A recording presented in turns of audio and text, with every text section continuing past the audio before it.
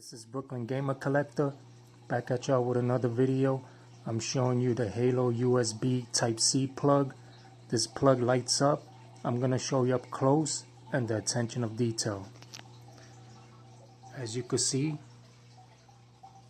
it got a swirl pattern, very nice.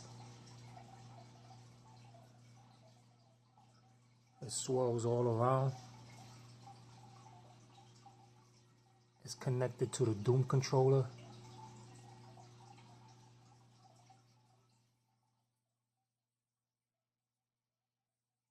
Connected to the Halo Limited Edition system with the Titan Surge Protector that's also lights up green.